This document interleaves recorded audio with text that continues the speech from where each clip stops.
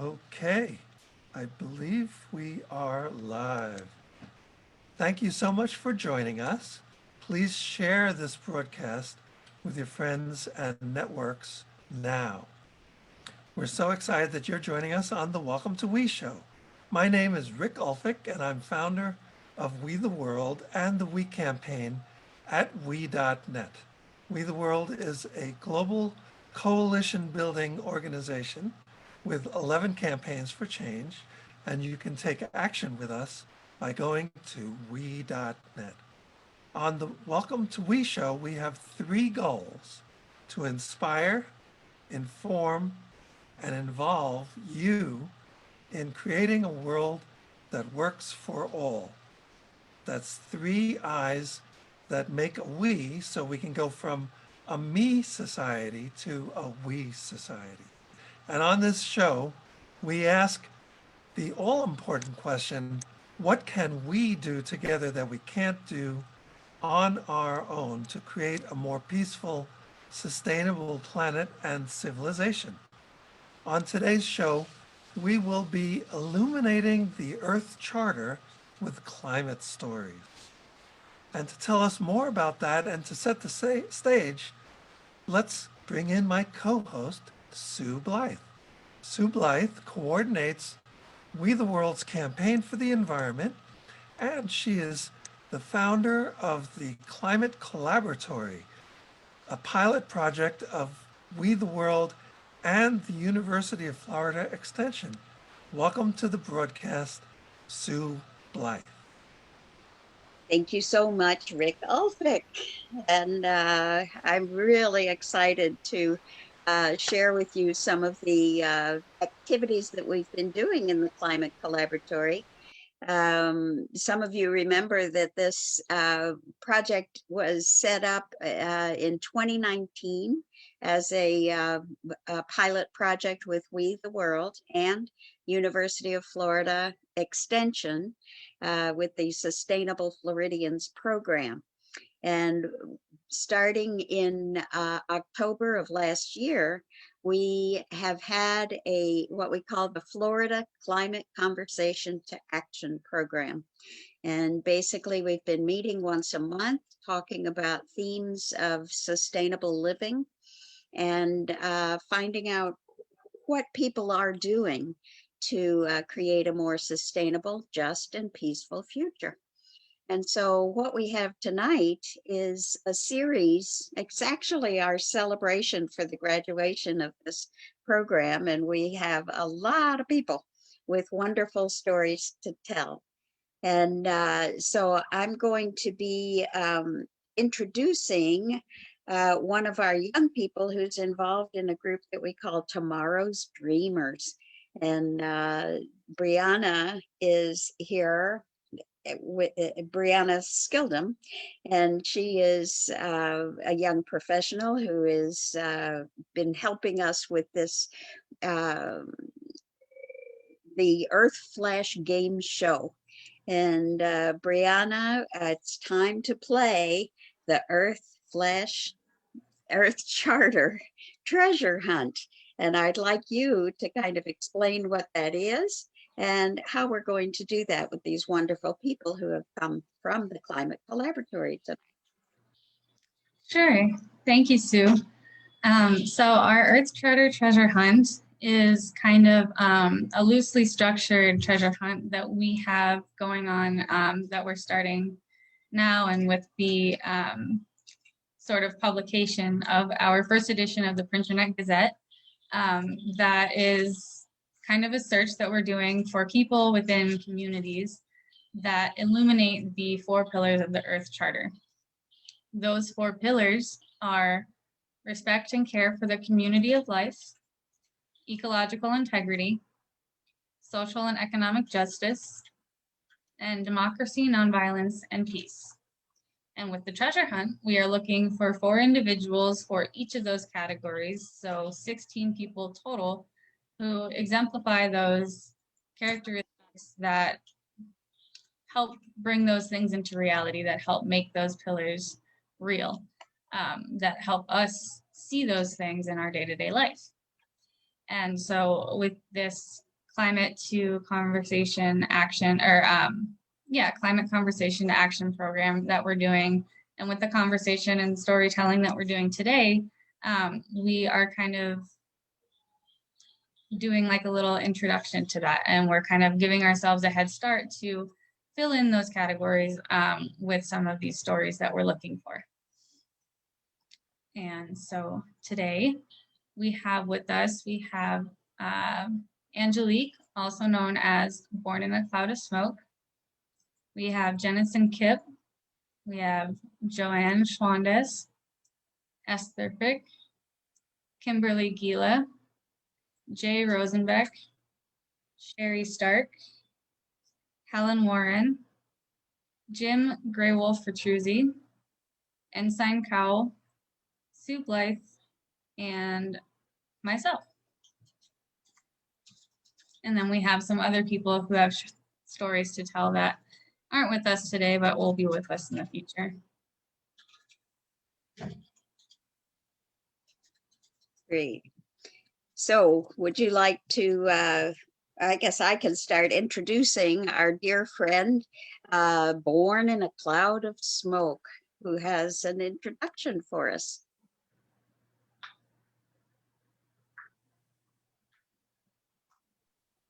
That darn mute button. Aneen in the way Maganak. That means greetings, my relatives.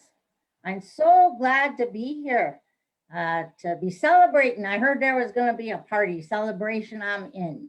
And then I heard there was going to be a game. I'm in.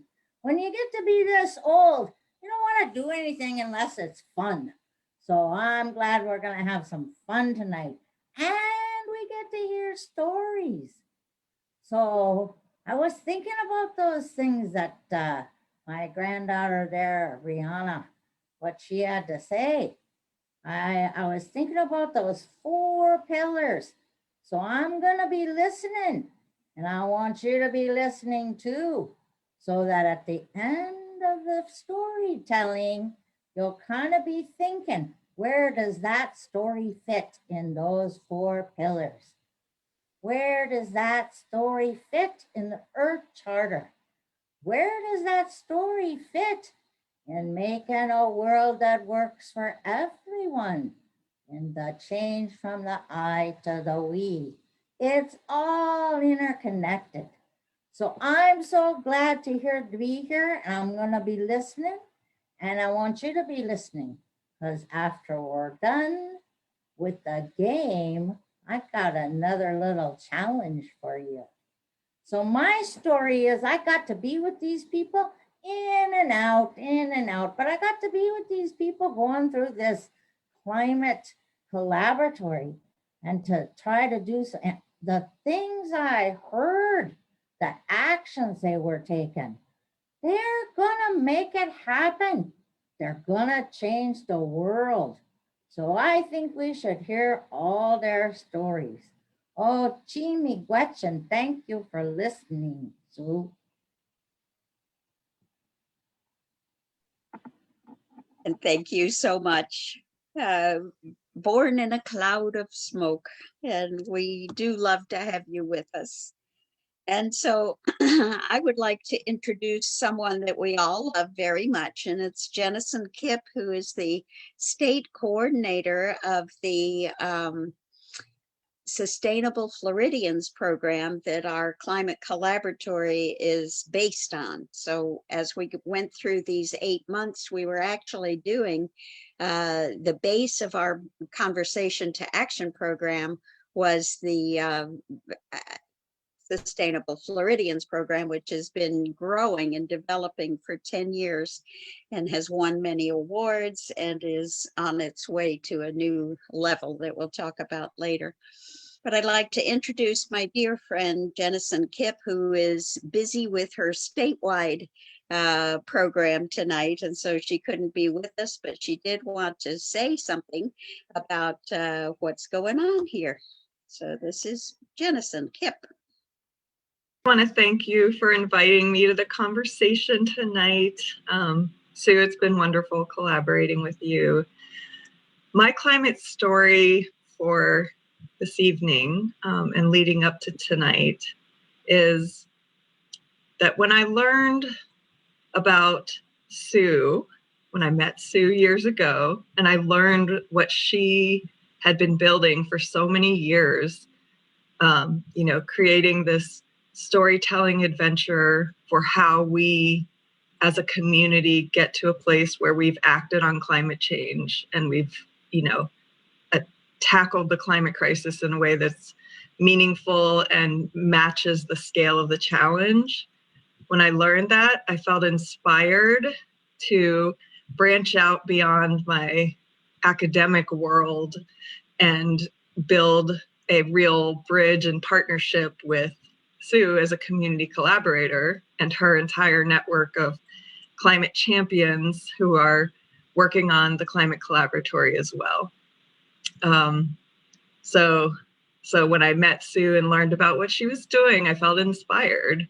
And ultimately, after years of conversations about how to make it happen, we were just thrilled to be able to launch the Climate Collaboratory as a pilot project of the Sustainable Floridians program and We the World back in the fall. And so COVID, of course, threw a wrench into things, and we had to adapt as we learned together and moved forward. But it's just been a really exciting adventure and continues to inspire me with all of the different climate collaborators who've come into the conversations that we've held thus far, and are so clearly committed to doing this work for the long haul.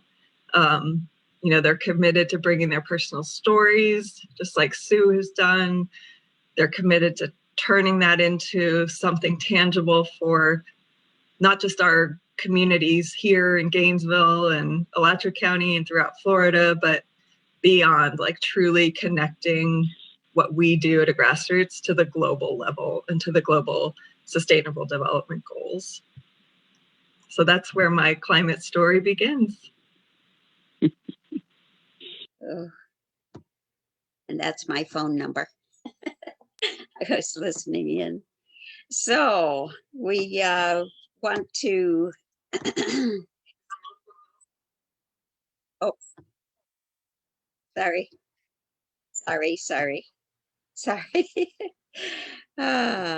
Okay. So let me find my place back again. We have Rick, we're going to have a lot of people coming on. And so maybe we want to go gallery view for this. I think that,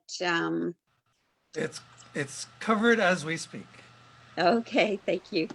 We're going back and forth between those views, oh, depending okay. on who's speaking. I'm seeing people that are not speaking, so that's okay. All right, so that was Jennison, and one of our regulars in our climate conversation was my dear friend Joanne Schwandes. And Joanne, why don't you come on and tell us about what inspires you and what's your climate story? Hello, I'm Joanne Schwandes, and I, as Sue said, am a longtime friend. And I have lived far away from Sue for many years now. But when I learned about her efforts to bring people together, to take conversations to action, I felt a desire to engage and decided to join the conversation, knowing that it would take me beyond just sitting around and talking about important things, but to figuring out a way where I could fit into the picture. And so when the collaboratory started inviting people to participate, I did join the conversation and got inspired, like Jennison said, to find out more about how climate change was impacting individuals that I have known. And I reconnected, thanks to the internet, with an old friend from the Solomon Islands. And I looked into how climate change was affecting the lives of the people there.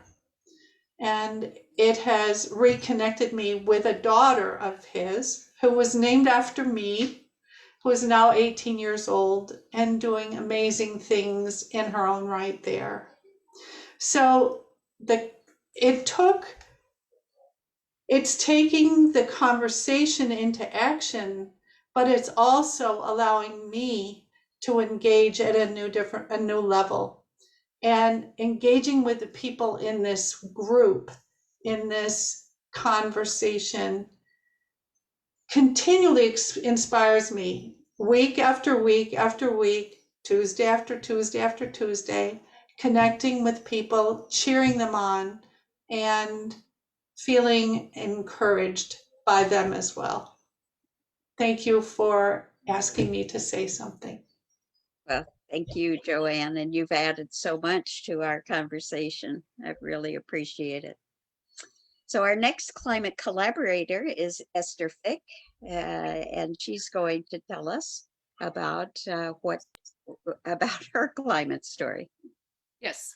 So my name is Esther Fick, and I live in Dauphin, Manitoba, Canada, which is just above North Dakota. 3 years ago, I learned about the devastating effects of climate change. I had known something about it, but 3 years ago, it really hit.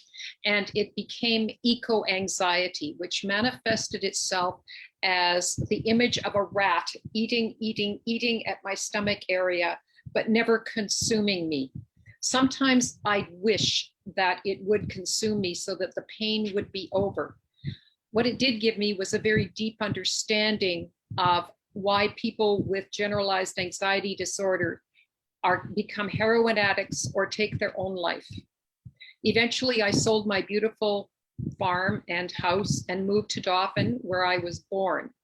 And very soon thereafter, I joined Citizens Climate Lobby, and I put my anxiety energy into that. So last year I trained as a climate ambassador for En-ROADS, and this is a simulator, climate simulator, that was developed at MIT Sloan by 23 Nobel laureates and 3,500 plus scientists, climatologists, financiers, economists, social activists. It's a simulator that shows us how to get below not only 2 degrees Celsius, but 1.5 degrees Celsius.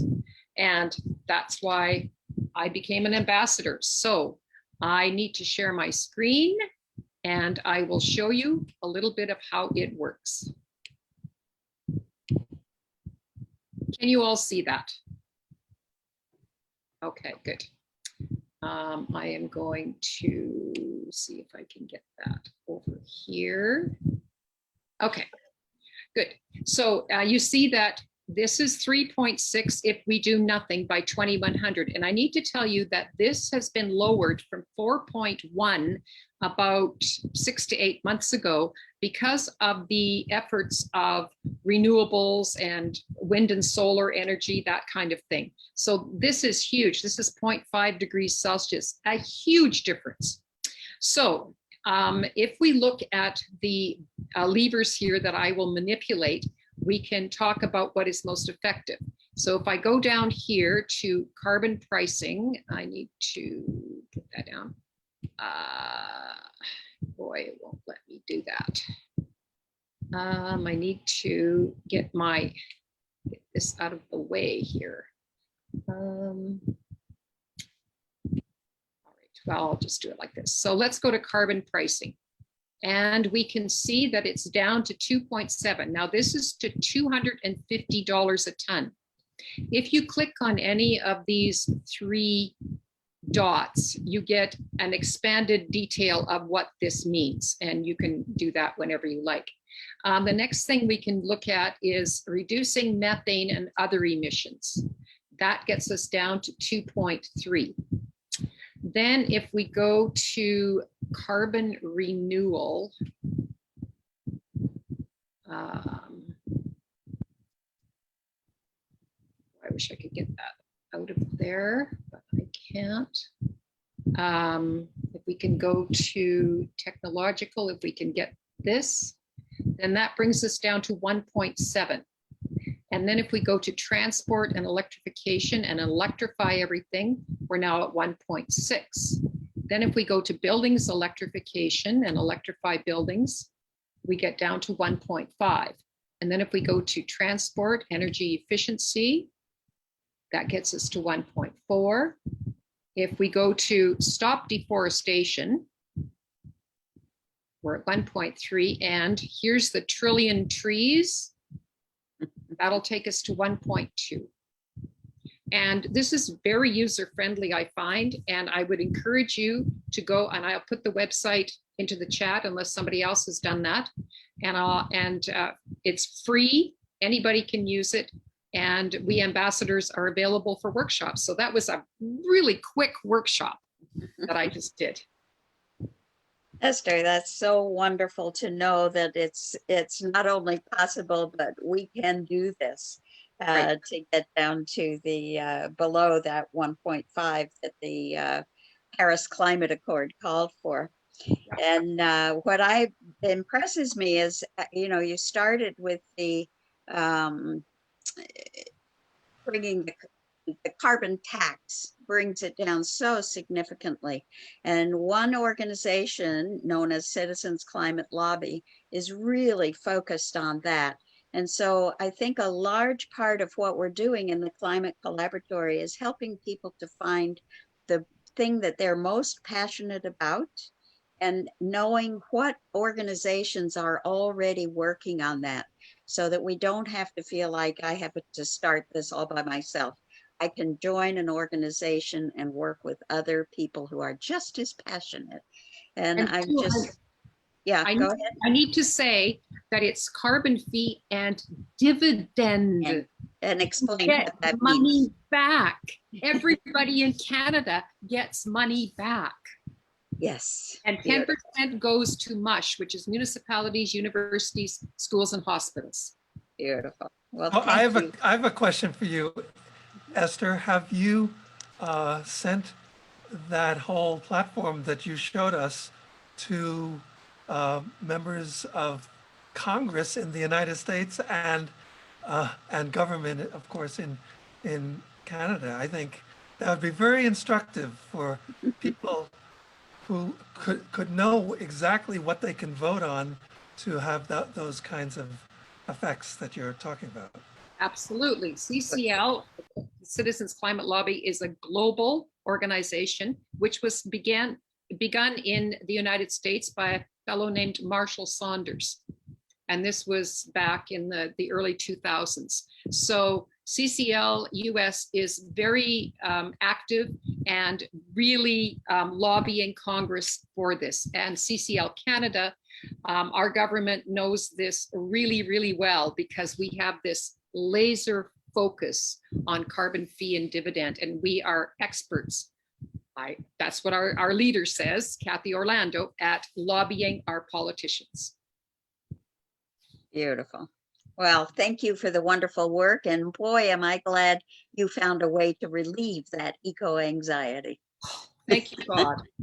Ah, wonderful.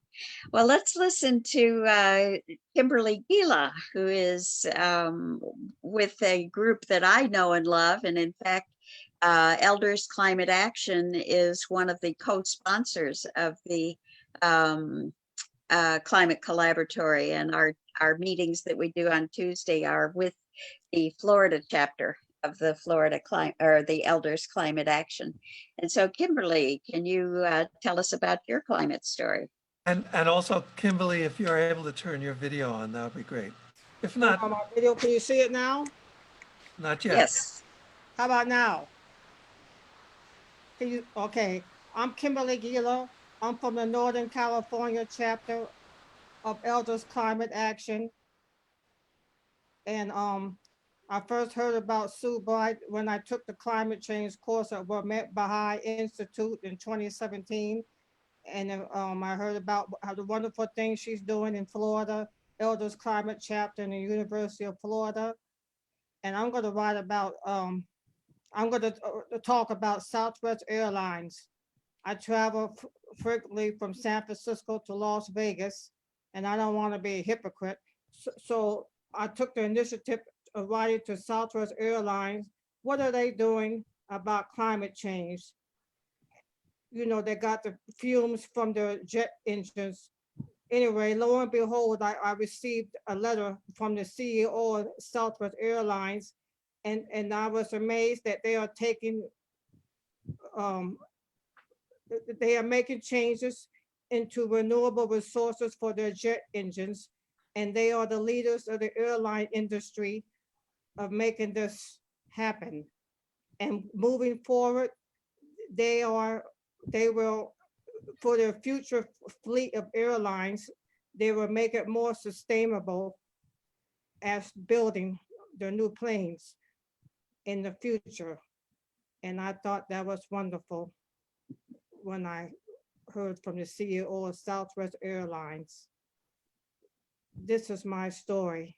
Okay. And Thank that's, you for thank you, inviting me, Kim. Sue. Yes, thank you, Kimberly. And I'd like to just say that your story doesn't stop there, that I know that you have done a lot more reaching out. Could you tell us some of the others that you have talked with about these issues? I also wrote to United Airlines. They're doing the same thing as Southwest Airlines, Greyhound bus, Amtrak train, and that other, yeah, Flixbus. So that's wonderful. Public transportation is the way to go, especially when they change their policies to sustainability and to change their fuel injection systems for the engine. Indeed. So thank you for taking good care of our transportation sector. And I know that Esther can use that on her, what would we call that? The master board for the En-ROADS climate simulator. And so thank you, Kimberly. You're welcome. Thank you. Yeah, and next I'd like to invite Jay Rosenbeck to tell us his climate story. I know, Jay, that you've been working on a solar array in Gainesville, Florida area where we live. And so maybe you could tell us what you've learned in that journey. Sure. Thank you, Sue. Thank you, Rick. My climate story for tonight begins in 2018 when the Gainesville City Commission signed a bill promising to convert to 100% renewable energy by 2045.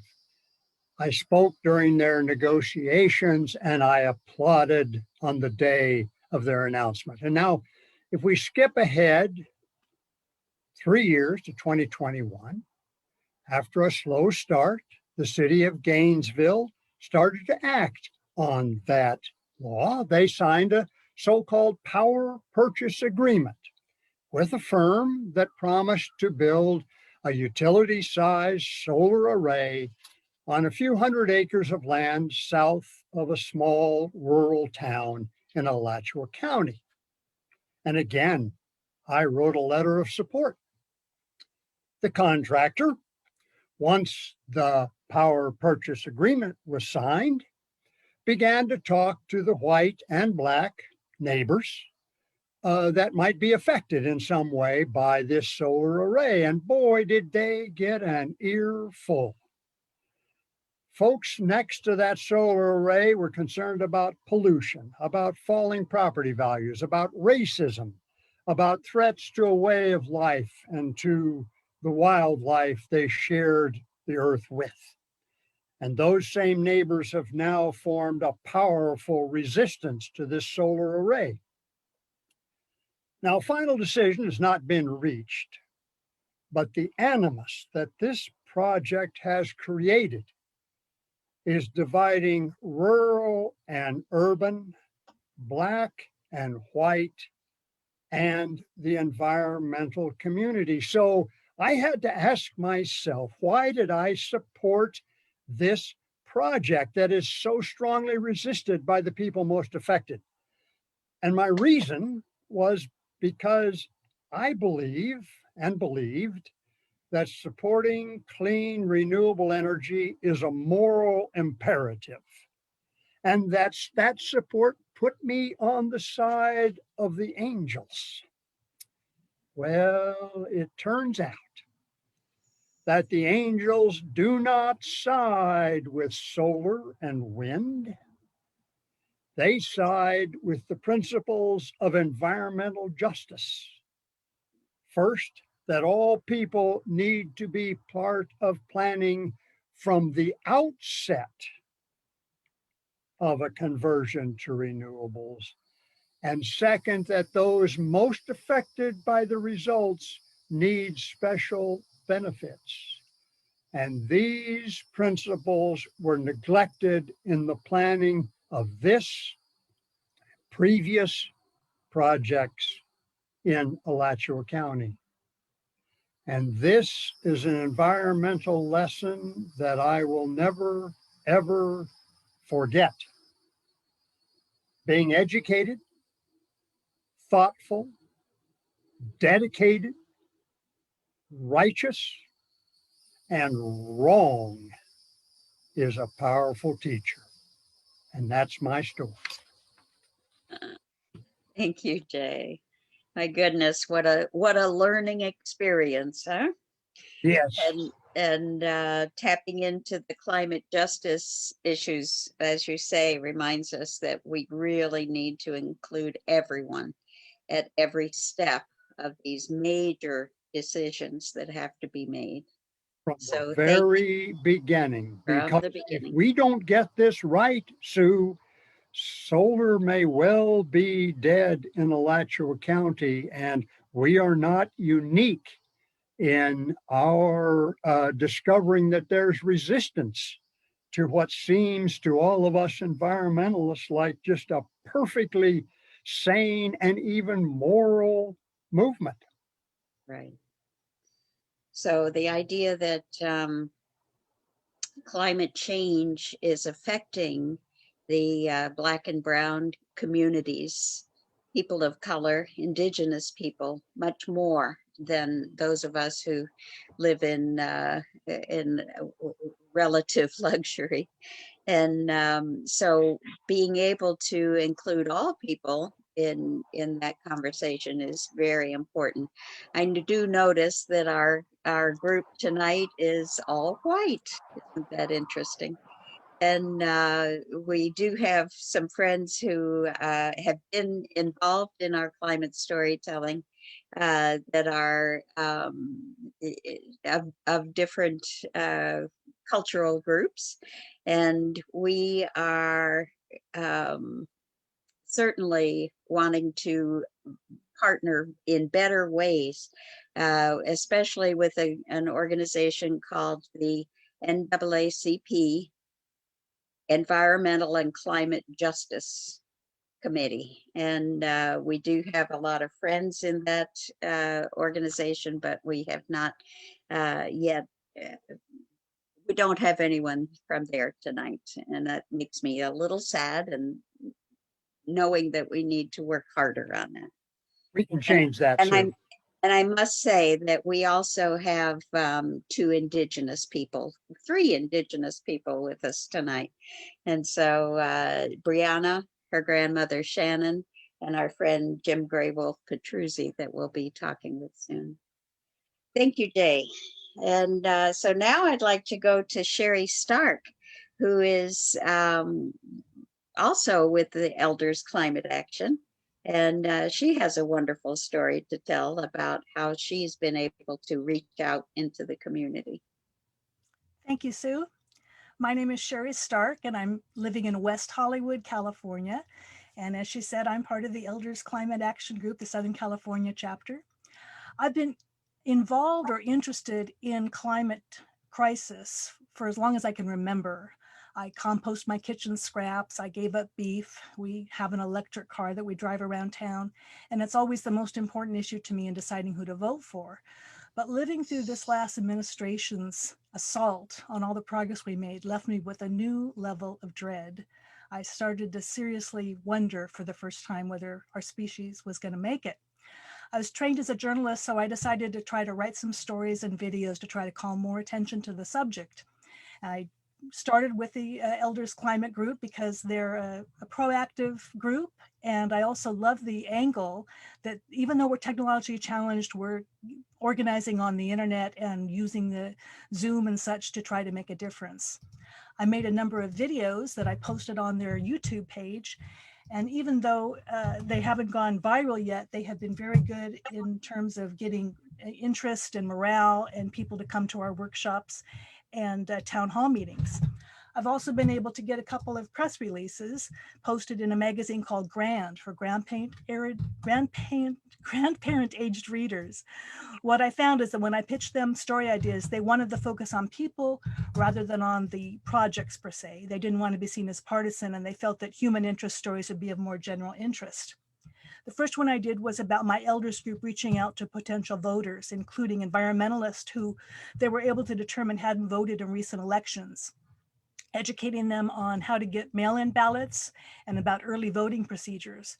But the focus of the story was mostly on how the members were passionate about giving back to society. The second one was about a group called Grandmothers for a Green New Deal, a group of elder women who made a video about the bill and are holding educational workshops with it, from Northern California's ECA chapter, actually. The focus again was on them and how they're doing this for their grandkids' sake. We need to have more positive personal stories to get this message out, how people all over the world are waking up to this subject.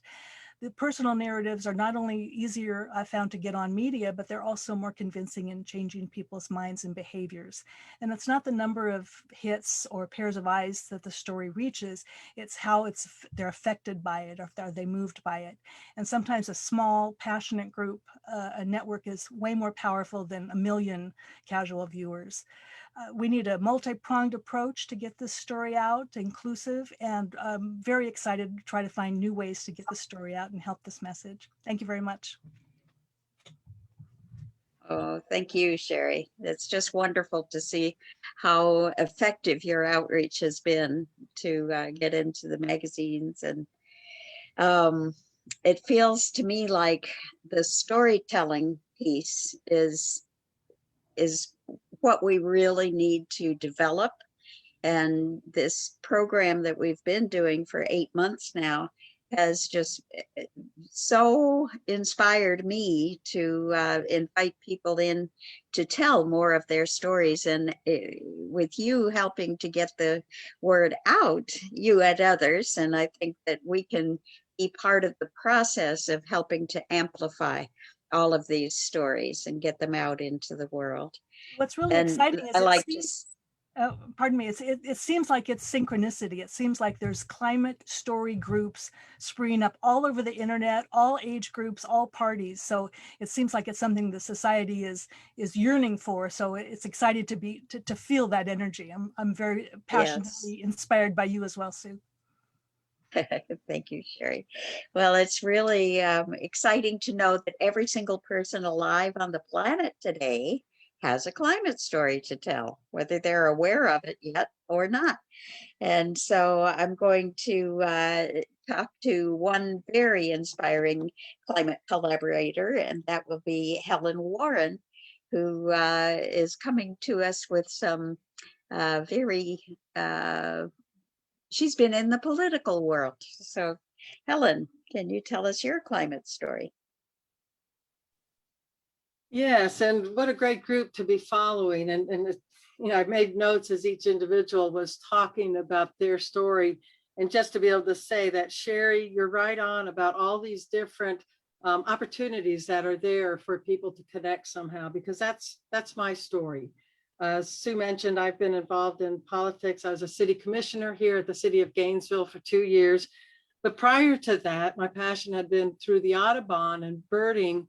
But the birding wasn't for listing and counting the birds. It was a reason to be outdoors and with other people and sharing the experience of talking about the relationship of the trees and migration and the food that's available for the birds. And I just really love what I call the big picture is the Gaia theory, that the earth is a living thing. And I will say that when I realized that that was probably my most coming to Jesus moment, or Buddha, or whoever it may be, Mother Earth, but that every element of this earth has a special relationship to the other layers. And the more and more we dig into the belly of the earth, we not only find rats, but we find that we bring things up that cause harm to the environment, which hurts everybody. With the limited time that we have here today, many of you have talked about one tool or another that is available for us to reach the individuals. And I think that that's really important. As an Audubon person, I had gone up to Washington, D.C. several times between 2000 and 2010 to try to get our leadership there, to do the big policy changes that we see and that we have known about for more than 30 years, prior to the 2000.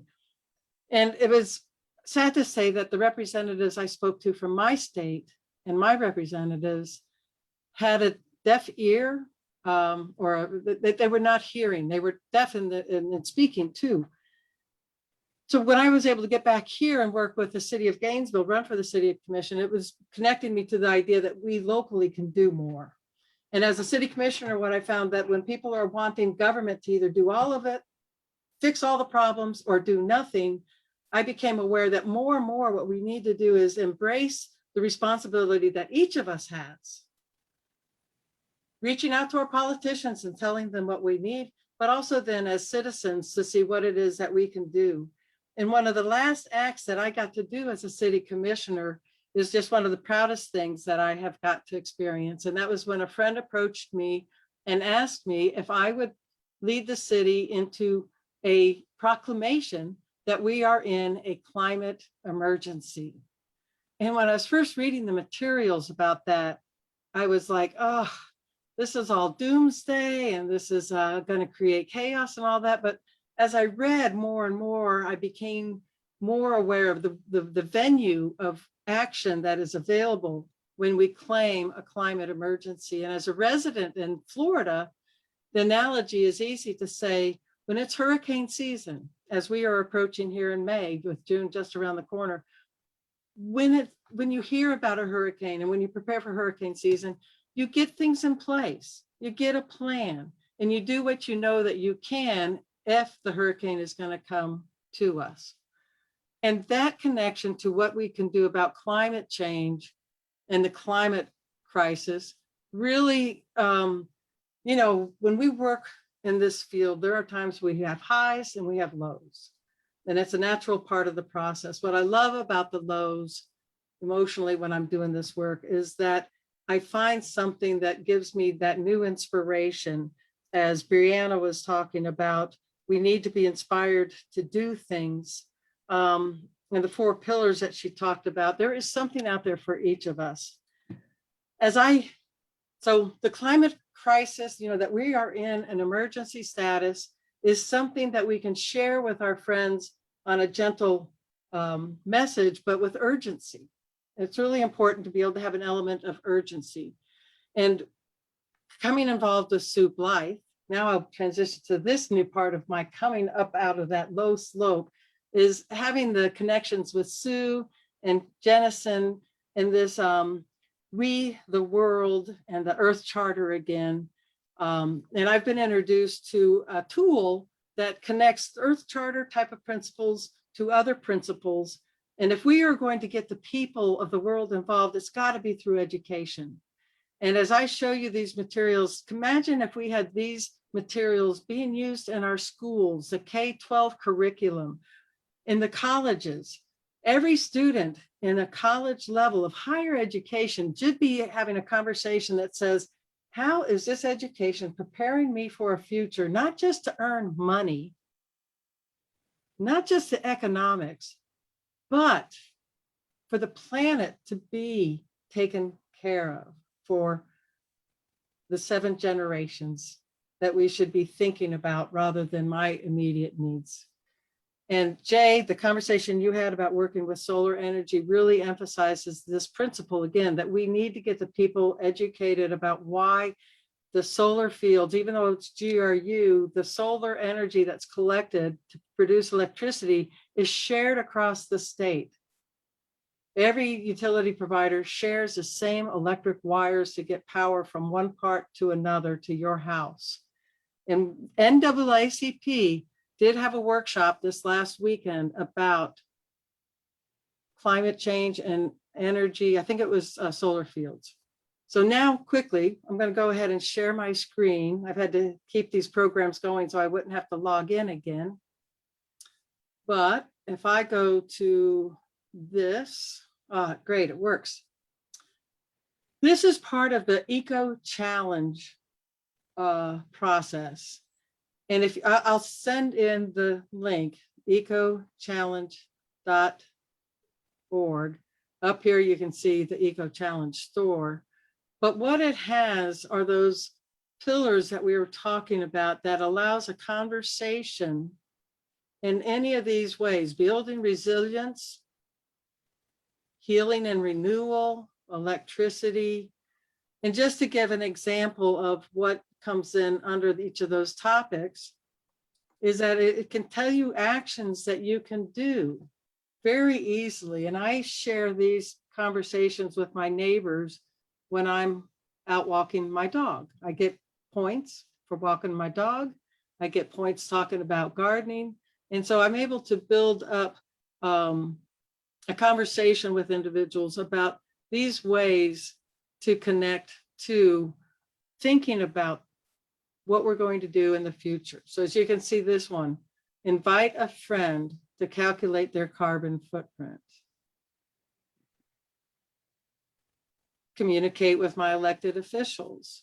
And you can choose these items to be a part of your dashboard that you will put into action. This is my dashboard.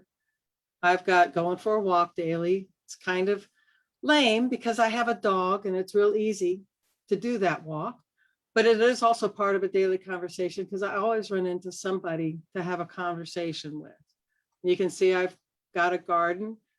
I can share seeds and seedlings with my neighbors, and when I pick something, I can share those items. Planting trees. I did all of this stuff this last weekend. Food waste. I mean, there are just so many things that we can do. And then you can click on this and learn more about how food waste is such an important item.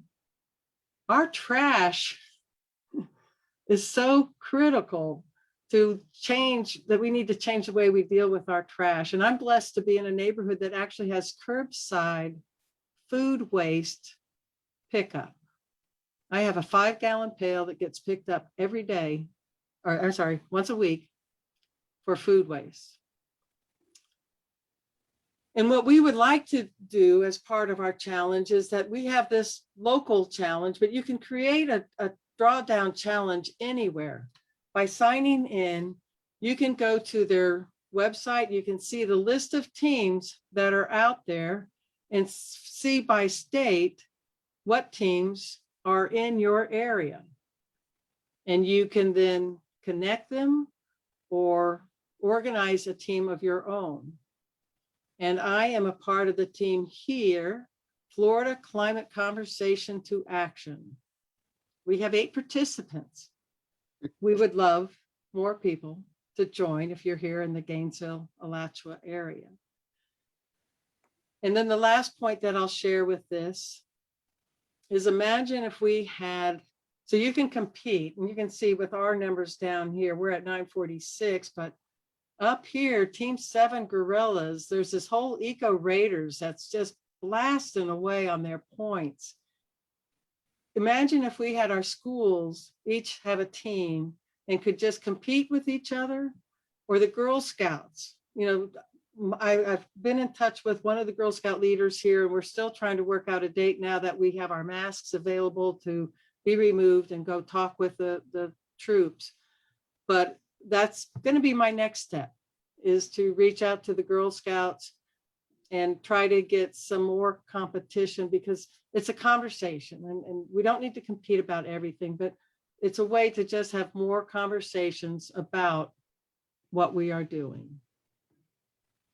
And the materials, we have this book that is available, Choices for Sustainable Living, that is like a workbook that you can use in going through the activities that you do. And it's an excellent tool that we could take it easily to the school board. And what we're trying to do is find the school board's awareness that this topic can be incorporated into every curriculum. There's room for science, math, and all of those things can be written about. You can, incorporate your grammar and communication skills at every level. So like what Brianna was saying about the 4 pillars of the Earth Charter, imagine having the kids walk home from school and have them identify what kind of things in their environment can they help be a solution to, because that's what we need. Problems have solutions, and you get rid of the rat when you're involved with defeating the problem. So thank you for this opportunity. I know I went a little bit long, but I could go longer. Your enthusiasm is contagious, and we appreciate it so much. And thank you for getting that declaration of climate emergency. That was part of the inspiration for this climate collaboratory, was to actually get this climate conversation started to help everybody in our local community to realize the urgency and find definite easy ways that they can be involved as part of the solution. Okay, thank you, Helen. And I'd like to move now to a friend who is working in storytelling in many ways, and then is especially interested in restoring the relationship that we have with the sacred spaces, sacred lands. And Jim Graywolf Petruzzi, could you tell us a little about your climate story? Yeah, I'd be happy to. I was thinking, boy, I'm going to be interested in this. I didn't realize you were talking about me. Yeah. Amazing listening to you all. And somebody mentioned the word before, which I can't remember, but it's the way things are just coming together now. And that's exactly right. So I hear your stories and I hear the pieces that talk to my heart because they're the same things I've been working on. Some of them for years, some of them just recently. And to me, that's the main way forward. I go back a long way. I look back and I see what was going on with nature and the climate when I was younger. And some of this problem was already starting, but we didn't know it. And we believed when government people and business people told us, don't worry, we'll take care of all this. And of course, they never have. They're still saying that, and still it doesn't happen, and it won't happen. And that, to me, is the important thing right now. I'm so glad we're here for we tonight. Thank you. We have to come together. This is about the people. This is not about governments. They will not do it. This is not about the wealthy. They will not do it. Collectively, we can make happen what needs to happen. And that doesn't mean we stop the other things we're doing. Not at all. They're critical. I do some of them as well. I'm a member of the United Western Lenape tribe. We passed the first climate emergency proclamation by an indigenous tribe in the Americas. And we helped other tribes pass some as well. I work with Climate Reality Project. I do trainings. I think that's an incredible group. A lot of young people involved. But they're not going to accomplish it all either. I work with lots of groups. I was there at Standing Rock. I understand the social justice part and completely agree with that. Climate justice, climate change is the elephant in the middle of the room, but it's not there in a vacuum. We need social justice. If you stood at Standing Rock, if you stand near any of the reservations of our Native brothers and sisters, you'll see that fossil fuel has been just as hard on them as renewables may be. The problem in the short term is we have to get off fossil fuel. It may not be perfect. Maybe things will have to change, But for now, whatever we have, solar, wind, hydro, we've got to use what we have to get over the hump, or it'll be too late. We won't be worrying about it. I worry about my grandkids. I worry about, somebody mentioned the 7 generations. I've been a storyteller for years and years. And yes, storytellers are popping up all over now. I'm thrilled to see it.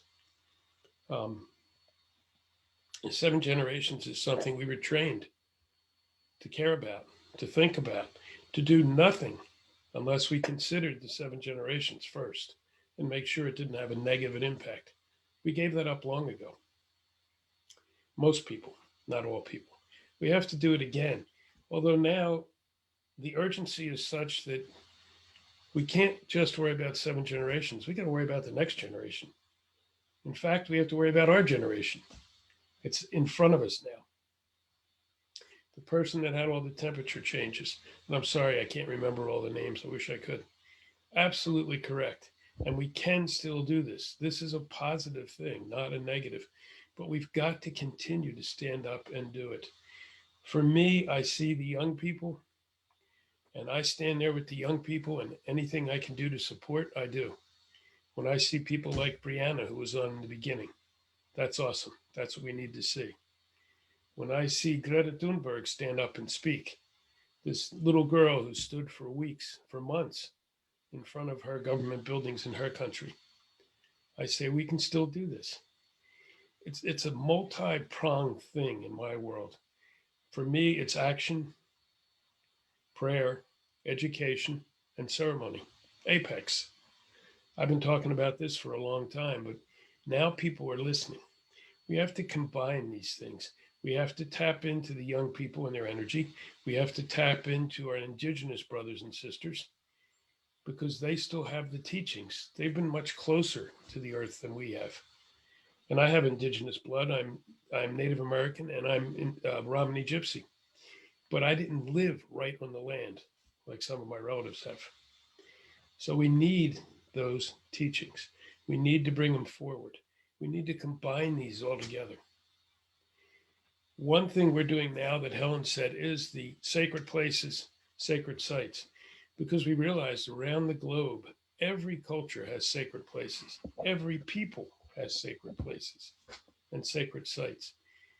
It's a great way to pull people together because jointly we can look at these. And so next month when the Unity Week is coming on, we're going to have people from around the globe telling their stories about the sacred places. They're all under risk too. Many are being attacked. India, Africa, Great Britain, Stonehenge is under attack. Our brothers and sisters down in the Southwest. We can't afford to do that either because as elders tell us and have told us for a long, long time, if we lose those sacred sites, we lose our spirit. We can't afford to lose our spirit now.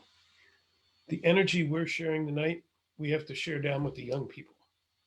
Yes, we have to make sure we share what's going on and how dangerous it is, but then we have to shift into, we can do this. We are doing this. And so I will continue to do that as long as I have breath. And I know there's a lot of other elders doing that as well. Working now across generations, pulling together panels. And Sue is great at this. I don't even remember how we met, Sue, but suddenly we're working with elders and young people. Exactly what I see as one way forward.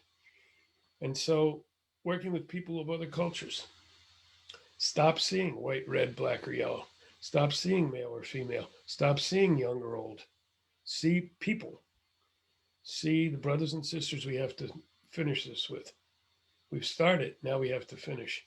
We started years ago. Some of you were around in the 70s, I know it. 60s. And we started, but we didn't finish. We had no one to support us. We were hung out there. We were told to sit down, shut up, and be quiet. It's not the case anymore. We need to be there for those who are now standing up and speaking. So for me, that's the way forward. Keep up all our good works, but unite, unite, unite in any way we can. Thank you. Mitakuye. Thank you, Jim. It's wonderful. And I do appreciate that we cannot lose our spirit. That I think what we're looking for is spiritual solutions to these very physical problems, that our balance of nature has been upset, and we are coming together as a human family and learning how to do this. So thank you, Jim. And I'd like to introduce my friend Ensign Cowell. I met Ensign through the Florida Interfaith Climate Actions Network, and was just so impressed with the work that he's doing through well, I guess we met through the Spirituality and Sustainability Conference. I didn't go, but he and a number of people that we both know were part of that, where he learned about the Earth Charter and the Pope's encyclical. And so tapping into that spiritual side of things has been really important to me. And I love the way that Ensign and his friends in Southwest Florida are putting that into action. So Ensign, could you tell us a little about your climate story? Sure enough. I really came into the whole climate thing through an environmental lens, if you will, or vector. I heard David Suzuki, a Vancouver-based naturalist, give a acceptance talk in Cleveland, which is our home. And I'm in Fort Myers. I'm actually a resident of Florida now. And he said we have over 7 billion, now approaching 8 billion mammals that are so impacting the earth that we're on a collision course to terrible problems. And he held up a letter from the Union of Concerned Scientists of 20 years earlier that said that if we continued current trends, we'd be in trouble. And part of that manifestation, of course, is we've had so much impact that we're impacting our climate, our ecosystems to such an extent. And so anyway, through connections at the Florida Interfaith Climate Action Network, I got invited to go to Assisi, which was in the tradition of Thomas Berry, if you all know him, a geologian, theologian. And we met with Cardinal Turkson, who was the Pope's guy on the Laudato Si initiative. And eventually we formed a nonprofit called Spirituality Study of a Global Network, where we're trying to bring together people who have been involved in this whole area of eco-spirituality and try to foster a network is supportive of especially young eco-spiritual leaders. Through the Interfaith Climate Action Network and me being so galvanized by David Suzuki, I got in conversation with people down here in this area, Southwest Florida, which we think of as a 5-county bioregion. And we had a luncheon, kind of a serendipitous luncheon of 5 of us on Martin Luther King Day 3 years ago. And we started meeting regularly and discussing how could we be active? How could we make impact? And there were some just tremendous people. One, the founder of the Beckman Institute at the University of Illinois, Fred Moon, who ran the Surdin Foundation, a $1 billion foundation in New York. Tremendous people, tremendous background. And we decided to form an entity, another nonprofit called RESET, which stands for Restorative Ecological, Social, and Economic Transformation, which has a vision of what's needed to be a stable, sustainable, peaceful, spiritually fulfilling human presence on the earth, as the Pachamama Alliance people's mantra. We need a great transformation. And so we thought if we could form an organization that could collaborate and bring together various people on key initiatives, that would help advance the whole cause towards a great transformation. And the 3 initiative areas that we've been working on initially, and we have a website, are rights of nature. And the big news statewide is that we're trying to be part of a 5-part state constitutional amendments that would guarantee people clean water and all kind of stuff like that. Fabulous initiative. Rights of Nature is a way to embody that nature, and that means us citizens have a right to a sustainable environment. The second initiative is on regenerative agriculture, both in local community gardens, local agriculture, and of course, big ag. And Florida's a big agricultural state, as is Ohio. And we need to, our soils have been depleted. They've been, I was just getting something on my thing while this meeting was starting about how pesticides destroy all the things in the soil. You end up a handful of soil which has had pesticides, it's been deteriorated. So the whole amount of carbon capture, restoration of biodiversity, regenerative agriculture is a tremendous thing. And in that, there's a whole civil justice, social justice aspect of farmers and farm workers who are tragically underpaid and disadvantaged and so forth. And the whole big ag corporate machine is terrible. So anyway, regenerative ag. And the third is resilience ecology. And resilience ecology, and I'm a finance guy, not a soil scientist or anything of the kind, is all about that we have to respect natural systems, meaning our water systems, our air systems, so forth. And we have to understand that we're part of nature, and we've imposed on nature as though it's something we just take and consume, instead of respecting that we have to. And you know, there's a book by E.O. Wilson called Half Earth that suggests that if we don't leave half of the earth to let those natural systems, like we talk about the Amazon, the lungs of the planet, you know, and most people that are at all into this understand this, but are we active? Are we getting out?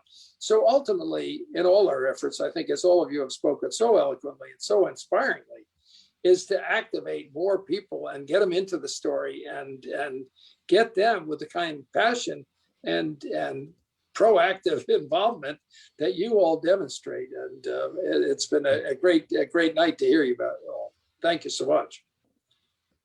Thank you, Ensign. Wonderful. And thank you for all the work you do down in Southwest Florida. I'm going to just tell you a little bit about my climate story, because I feel like I was interested in this ever since I saw the Earth from space back in 1968. It just hit me that we are so small in this universe, and this is such a precious planet that we live on, that we really have to take care of it. So the idea that we are one human family and one Earth community with a common destiny really appealed to me when I read that in the Earth Charter. And for 20 years now, I've been using the Earth Charter to kind of unify my own approach to educating for a culture of peace.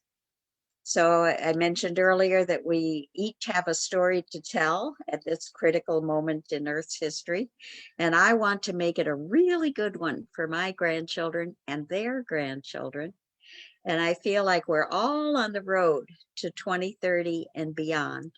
And I want to tell you a little bit about that, because we are in my children's story that we're kind of piecing together with all of these climate stories we've heard tonight.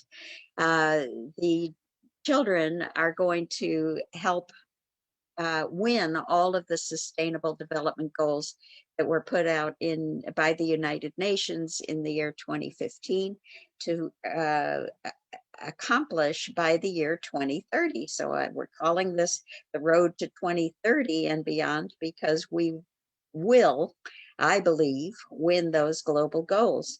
And not only that, but we're going to go farther and reverse global warming and have peace on Earth. Why not? If we're going to tell a good story, let's make it a really good one. So what we're doing then is telling stories, playing games, and I want to hear from our dear friend Angelique, who will, also known as Born in a Cloud of Smoke, who will kind of summarize what we're doing here. And now you can understand who Born in a Cloud is, because she's kind of the voice of the elders that have, we have wisdom from the ages that we've been collecting for thousands of years. And we now have an opportunity to share that with young people. And so I wonder if you could come in and give us a little bit of what you've gleaned from our climate stories tonight. Born in a Cloud of Smoke. Oh, so thank you. Thank everyone for their climate stories. Oh, so inspiring. So I was thinking about everything that you said in your stories and about how all of this is connected. I was trying very hard to put one story in one pillar and another story. No, it didn't work very well for me because they all fit everywhere. Everything is connected, even in what you said. But some things I heard, we take care of what we care about. We take care of what we care about. And we care about that with which we're in relationship to. All about that relationship. So each one of you in your stories, you talked about a relationship to your own personal experience, or your relationship you got into with someone else that led you to a different thought and a different way of doing things. So the other thing I heard was this thing about the law, the natural law. We're taught natural law supersedes all other law. And it is our teacher as well. So unlike many of you, I actually always knew that I was part of this environment and it was part of me. I can't imagine thinking anything else. And I live in the woods with these trees and with these waters. To this day, I go to that water every day and I thank that water. So I know what it's like to have that relationship.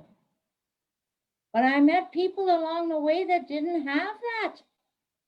Never climbed a tree. Never put their feet in the mud. Never felt the rain on their face. And I think, how could they care about these things if they never had a relationship?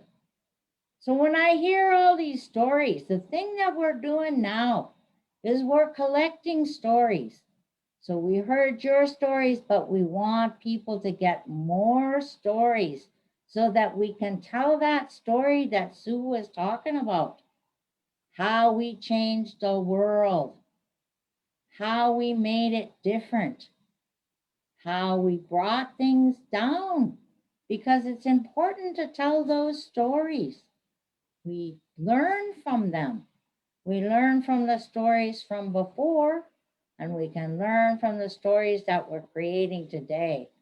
So I think they're going to talk a little bit about how you, each one of you here, can get another person to tell their story. And those that are listening out there, we have a little challenge between now and June, eh, Sue? Right, June? We want to make sure that we have 7 stories at least. That's not too many. It could be more, but at least 7 stories that we can kind of put in those pillars. And then we'll be able to share it out. And we have lots of ways that you can contribute your story. And Sue will talk about that a little bit too. Well, my granddaughter, Brianna, she started us out with a game. I'm wondering how we're doing on that game. Did I win, Brianna?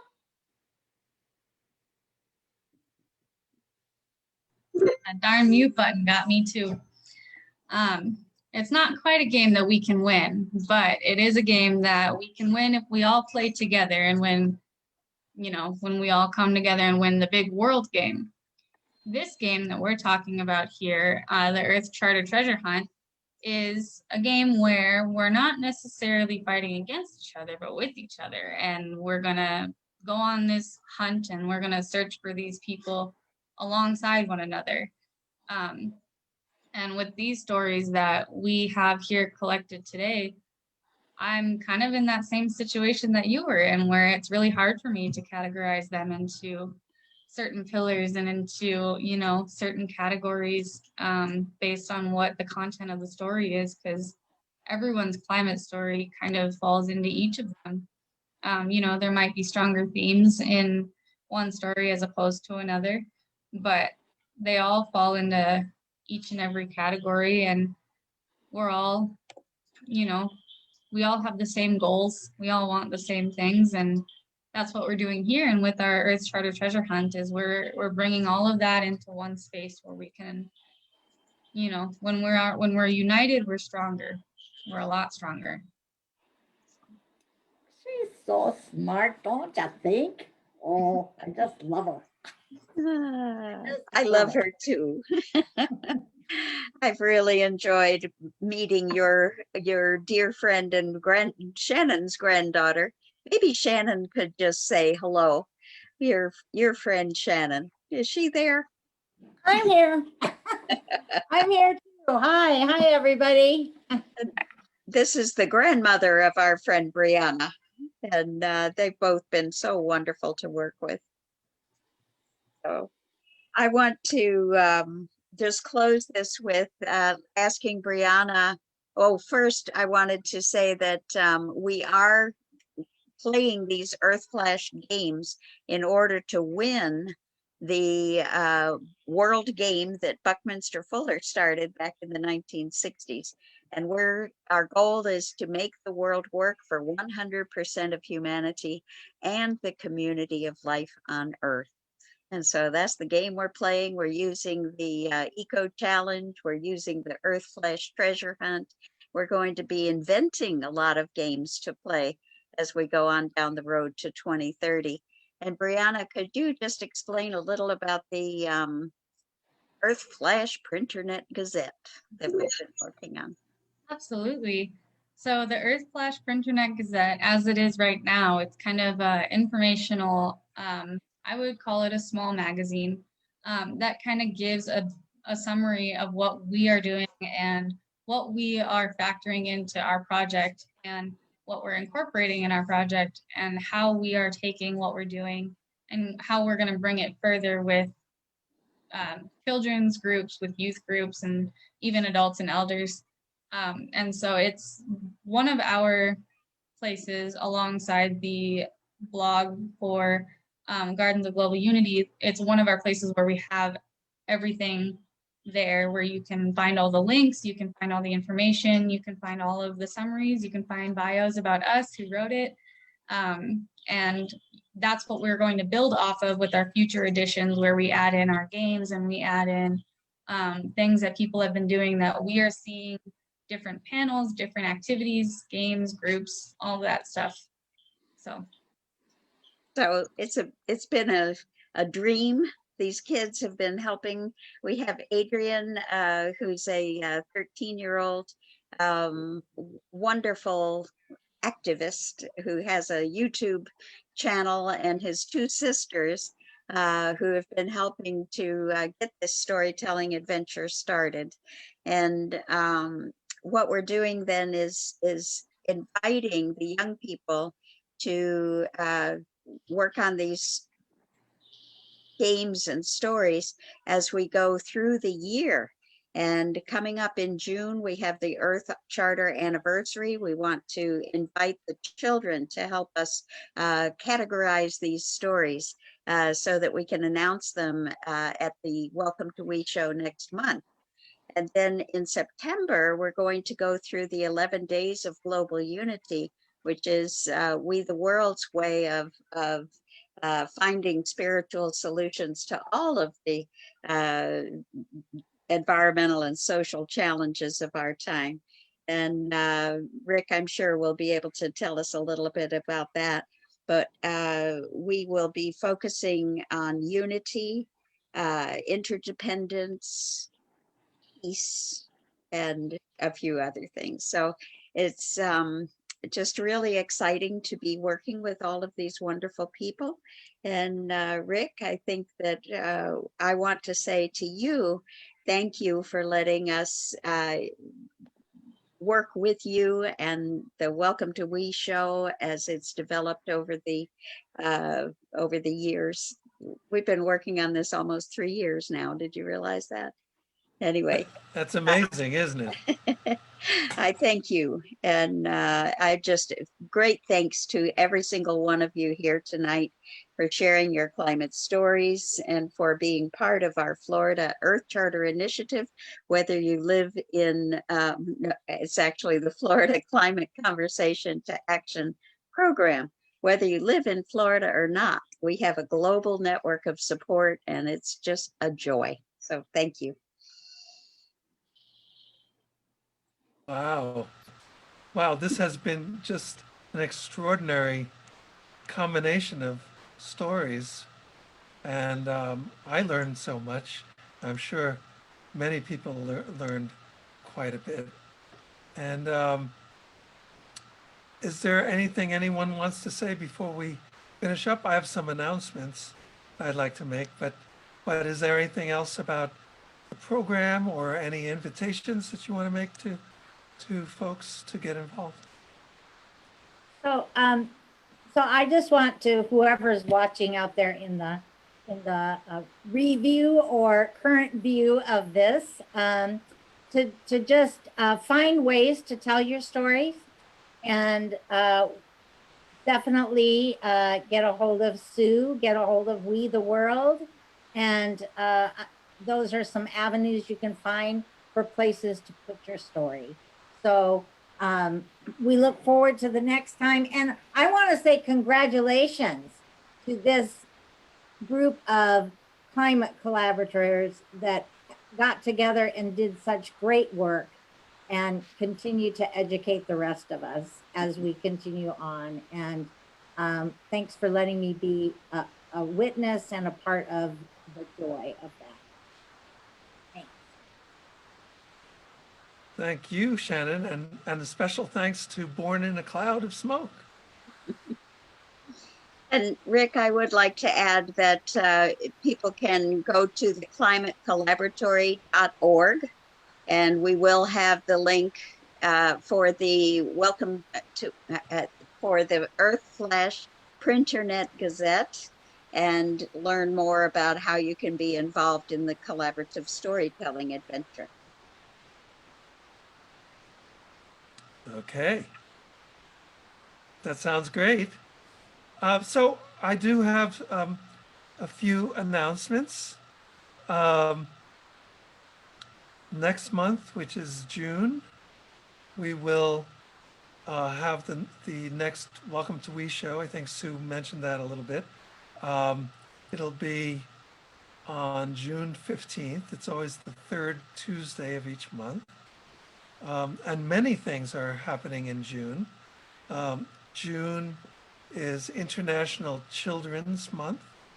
Heidi Little is taking the lead on that.